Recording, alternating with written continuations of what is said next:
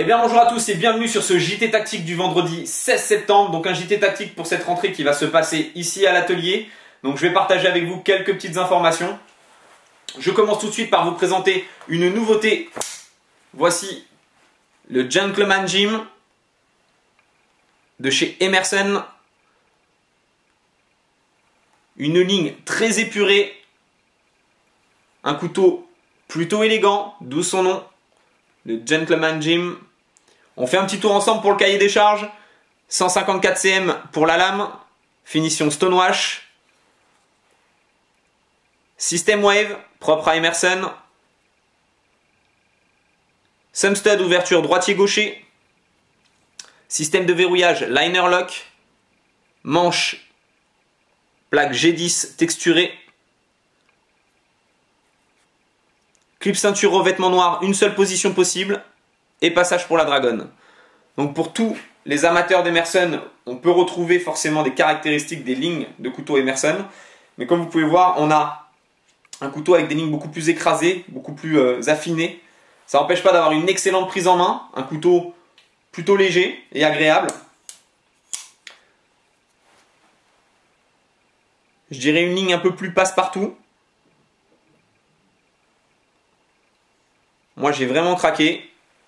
De la même façon que j'avais craqué chez Emerson sur le modèle A100, qui avait aussi cette ligne beaucoup plus étirée et moins grossière. Ça n'empêche pas que j'aime tout le reste de la famille, hein, que ce soit les CQC15 et les Commander et tout le reste des références Emerson. Maintenant, c'est vrai que sur ce modèle-là, il y avait un petit truc en plus et j'ai eu la chance de me le procurer lors d'un déplacement à l'étranger.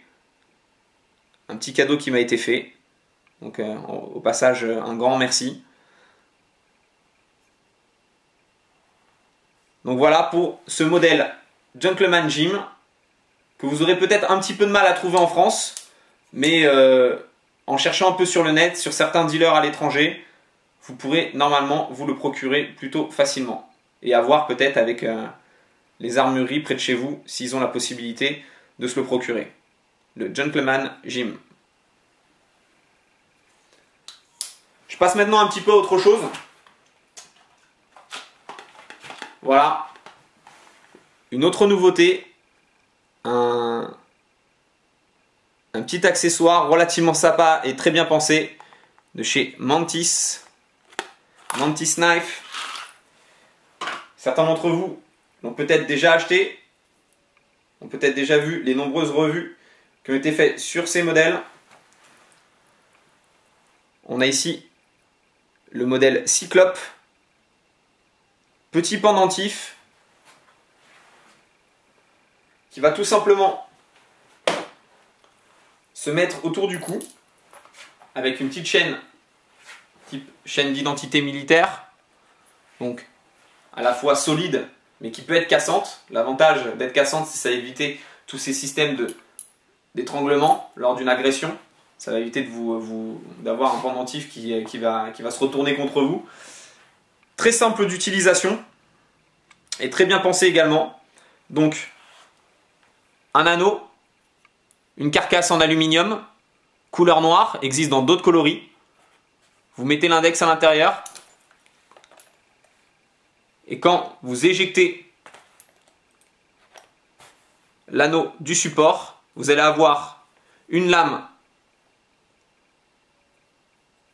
qui va venir se présenter, un crochet qui sorti d'usine n'est pas forcément des plus tranchants, mais par contre sur sa zone ici de pointe est vraiment redoutable.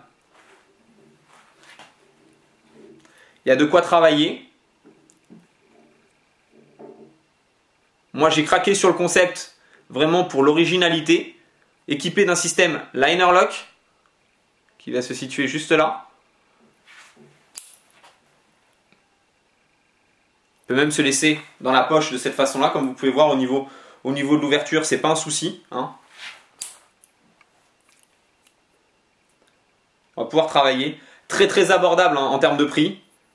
Disponible chez la coutellerie Tourangelle. Va se remettre de façon la plus simple.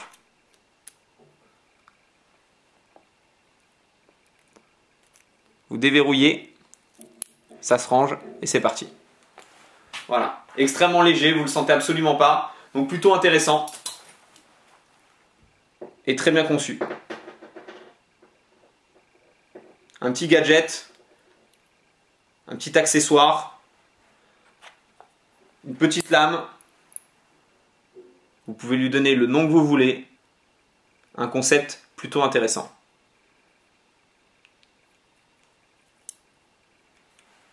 On passe à autre chose maintenant. Et maintenant, je vais vous communiquer des dates très importantes. Le 23 et 24 septembre se déroulera à Paris le 22e salon du SICAC, un des salons les plus importants. C'est un rendez-vous à ne pas manquer pour tous les mordus de l'âme. Donc on sera très nombreux là-bas à exposer notre travail, à partager avec vous notre passion et notre métier. Je ne serai pas le seul. On vient tous avec notre univers et notre style. Vous trouverez forcément votre bonheur, que ce soit à ma table ou à celle de mes collègues. Faites le maximum pour vous renseigner sur les horaires et le moyen de venir. Après, ce sera toujours un plaisir de vous retrouver là-bas. Donc ça, c'était pour les dates du SICAC, un salon à ne pas manquer. On passe maintenant à autre chose. Et pour finir ce JT tactique, comme à mon habitude, je vais vous parler un petit peu de ce qui se passe dans l'atelier. Je vous ai présenté sur ma dernière vidéo le Raptor GT6 dans sa version squelette. Donc une référence ici entièrement usinée sur le même procédé que la Moonskis.